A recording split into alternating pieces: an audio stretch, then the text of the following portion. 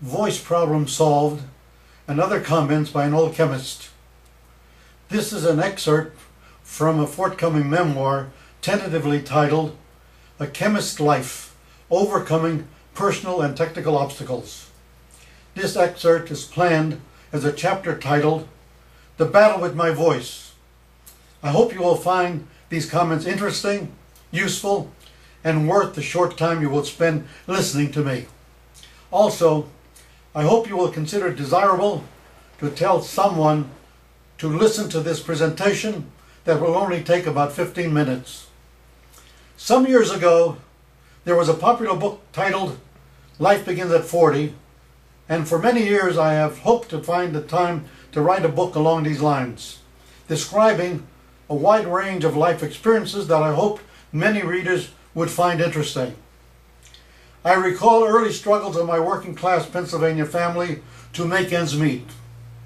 My volunteering and serving 3 years in the Army, including overseas in New Guinea and the Philippines during World War II, and subsequently marrying a Holocaust survivor with whom I am still together after 55 years, and my various attempts as a chemist and materials engineer to create technical innovations at 2 major corporations, and my start of 2 small business ventures.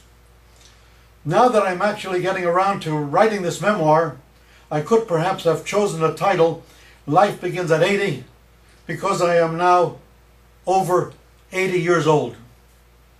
What I have really come to believe is that life can begin or have a new beginning whenever an individual makes the firm decision to solve old or new problems or to accomplish worthwhile tasks.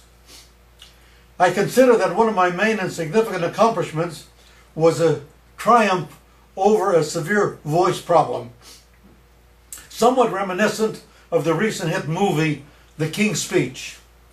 As a young adult, I found it nerve-shattering and almost impossible to give even a short, simple talk in front of a small group of people.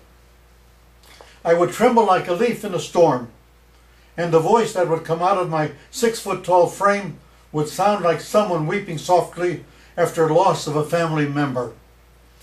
On some occasions, I would feel reasonably strong, hoping that I would be able to roar like a lion, but I would hear my own voice come out like the squeak of a mouse or the whispered voice of an ill or frightened individual.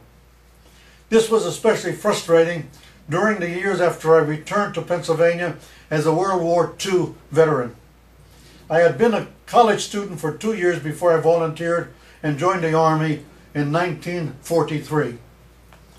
After being discharged from the Army in 1946, I returned to college to continue my education and found that I faced a major problem. My voice cracked or trembled on occasions when I had to say something aloud in class or in public.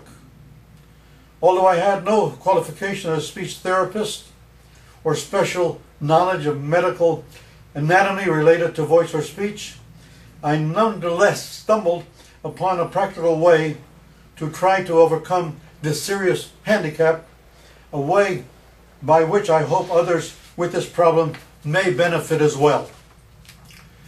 Luke Corbett, an inspiring teacher that I had in grade school in Wilkes-Barre, Pennsylvania, used to make his class memorize words of wisdom. I have always remembered Luke's definition of initiative. Initiative is that characteristic of a human being that makes him automatically search for the solution to any problem that confronts him. I have always tried to keep that definition of initiative in mind when encountering life's many problems. It became obvious to me that I had a serious and very disturbing problem with speaking in public during my high school years. On days when I knew I might have to give a talk in class, I would often get laryngitis and would be unable to speak up. When I did have to speak in public, my lips would become very dry, sweat would form on my forehead. I thus did my best to avoid putting myself in public speaking situations.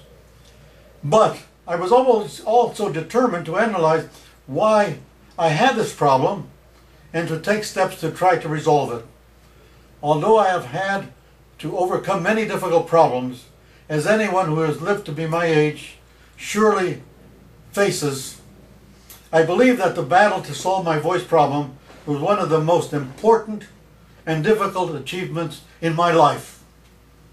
Why did I have this public speaking problem? I searched my mind for possible reasons. One thought that came to mind was that when I was a child, I had a sickness that I believe was diphtheria.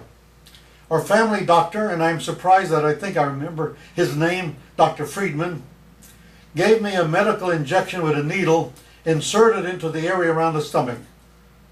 I assumed the injection was near the diaphragm. And since the diaphragm muscle apparently plays an important role in controlling breath and speech, it is possible that nerves near my diaphragm may have been injured or affected in a manner that I could not properly control my breathing process or speaking ability. Perhaps this injury caused me to have trouble breathing during the stress of public speaking requirements. At any rate, I knew I would need to have some control of my breathing, including more control of my diaphragm muscle, in order to speak without a tremor in my voice. Another possible reason came to mind for my speech difficulty was the memory of my father saying that when he had to do any public speaking, he was very uncomfortable. Perhaps this caused some self-hypnosis or unconscious reflex that created my own public speaking apprehension. When I took a step back and thought more deeply about this issue, I realized that I had seen and heard many individuals who seemed completely comfortable in public speaking situations. And I knew I had a strong desire to achieve that comfort level and voice control myself, and that the ability to speak in public could greatly increase any chance I had to gain success and a feeling of accomplishment in my future endeavors. I recalled a specific moment when I was in basic training after being inducted into the Army. At that moment, I was one of a number of soldiers going through a training session at night where we were crawling on a grassy field with machine gun firing over our heads. There were tracer bullets lighting paths overhead, and it was quite a frightening experience. And yet, I remember explicitly wondering why I did not have the same dry mouth, sweating forehead, and other bad experiences that I faced when I seemingly far less frightening public speaking situation.